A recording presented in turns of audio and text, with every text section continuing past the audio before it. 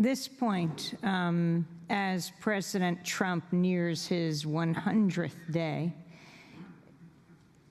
North Korea and Iran have been a major focus. Are you concerned that with the president at the lowest popularity rating, I think, in any president's history at this point, that he will focus abroad, as he has in the last few weeks, dropping the Moab, the mother of all bombs in Afghanistan, bombing the Syrian government, and yet focusing specifically on North Korea and Iran, and North Korea General McMaster, the National Security Advisor, saying tensions with North Korea are coming to a head.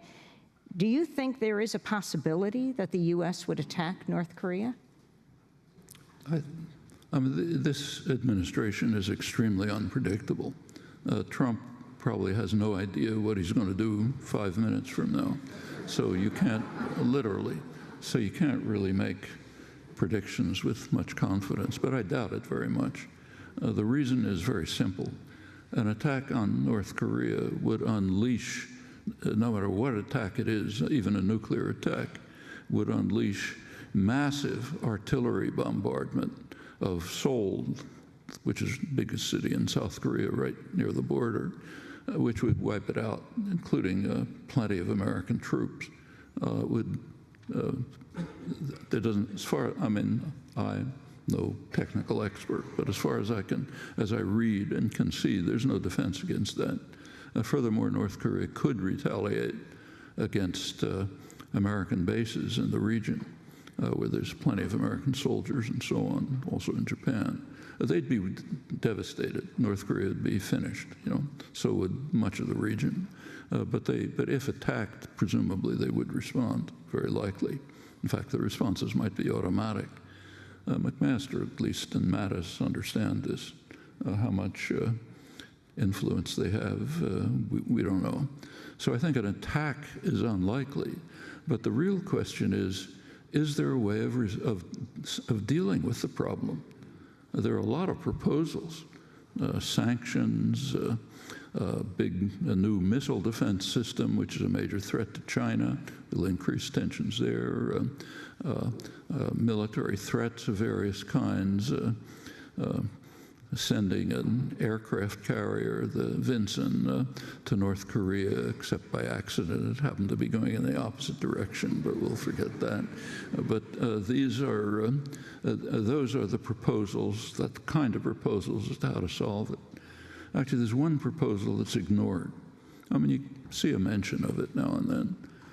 It's a pretty simple proposal. Remember, the goal is to get North Korea to freeze its weapons systems, weapons and missile systems. So one proposal is to accept their offer to do that. Sounds simple. They've made a proposal, China and North Korea proposed to freeze the North Korean missile and nuclear weapon systems, and the U.S. instantly rejected it. And you can't blame that on Trump. Obama did the same thing a couple of years ago. Same offer was presented, I think it was 2015. The Obama administration instantly rejected it.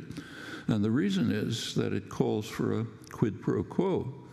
It says, in return, the United States should put an end to threatening military maneuvers on North Korea's borders, which happen to include, under Trump, sending of nuclear-capable B-52s flying right near the border.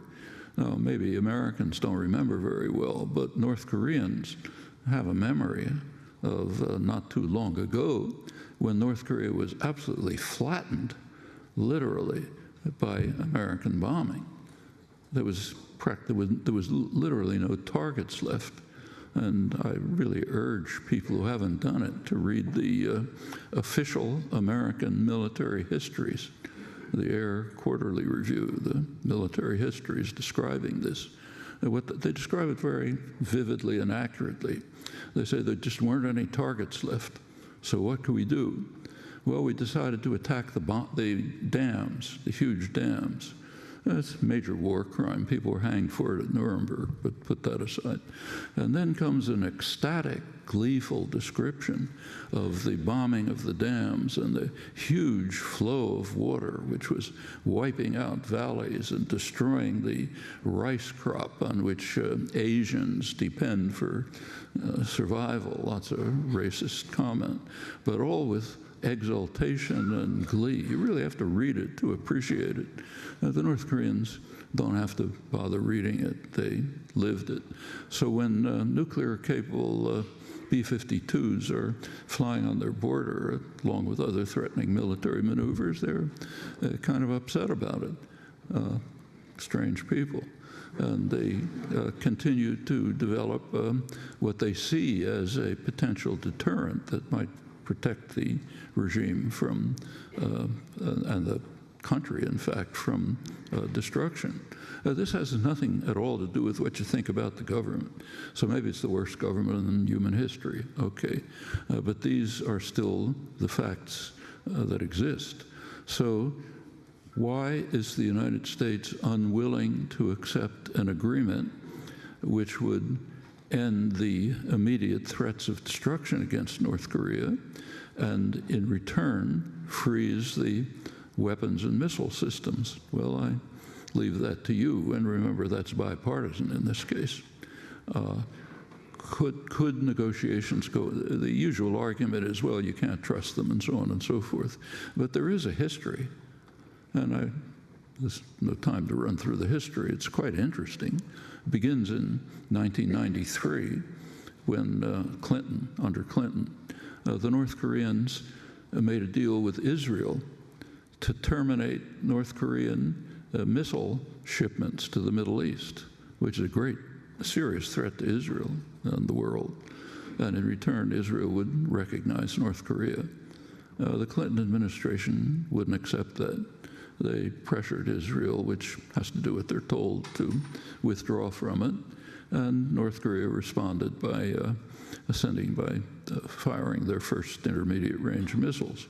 I won't go on with the rest. It's a very interesting story. There was actually an agreement in 2005 that North Korea would completely dismantle its nuclear weapons and missile systems, end them, finish, dismantle them, in return for a non-aggression pact from the United States, an end to threats, provision by the West, that means by the United States, of a light water reactor which can't produce nuclear weapons but could be used for peaceful purposes, research, medical, other purposes. And that was basically the agreement, 2005. Didn't last very long. The Bush administration instantly undermined it. It dismantled the consortium that was supposed to provide the reactor, and it immediately imposed pressured, and when the U.S. pressures, it means it happens, banks to block North Korean financial transactions, including perfectly legitimate trade. So the crazy North Koreans started producing missiles and nuclear weapons again. And that's been the kind of record all the way through. So yeah, maybe the most horrible regime in human history, but the fact of the matter is the regime does want to survive, and it even wants to carry out economic development. There's pretty general agreement about this, which it cannot do at any significant way when it's pouring resources, very scarce resources, into weapons and missile production. So they have considerable incentive, including survival, to perhaps continue this process of reacting in a kind of tit-for-tat fashion to U.S. actions. When the U.S. lowers tensions, they do. When we raise tensions, they go on with these plans. How about that as a possibility? I mean, it is, if you look at the press, it's occasionally mentioned. Actually, there was not a bad article in the Washington Post about it recently by a U.S. professor who teaches in South Korea. So occasionally it's this strange possibility of letting the North Koreans do exactly what we want them to do. Sometimes this is mentioned, but it's pretty much dismissed. We can't do that sort of thing. There are similar questions to raise about Iran. So Iran is, again, the adults in the room, like Mattis and so on, say it's the greatest threat to peace, the greatest sponsor of terrorism, on and on. How is it a sponsor of terrorism? Well, could go through that. So, for example, in Yemen, it's claimed that they are providing some aid to rebel tribesmen, Houthi tribesmen in Yemen. Okay, maybe they are. What is the United States doing in Yemen? It's providing a huge flood of arms to its Saudi Arabian ally who are destroying the country, who've created a huge humanitarian crisis. Huge numbers of people killed, massive starvation. They're threatening now to bomb a port, which is the only source of aid for surviving people. But Iran is the major source of terrorism. And if you look around the world, there's many questions like this. I don't want to go on too long, but very strikingly, and there's one lesson that you discover when you carefully look at the historical record. And what I just described about North Korea is pretty typical. Over and over again, there are possibilities of diplomacy and negotiation which might not succeed. You can't be sure if you don't try them, but which look pretty promising, which are abandoned, dismissed, literally without comment, in favor of increased force and violence.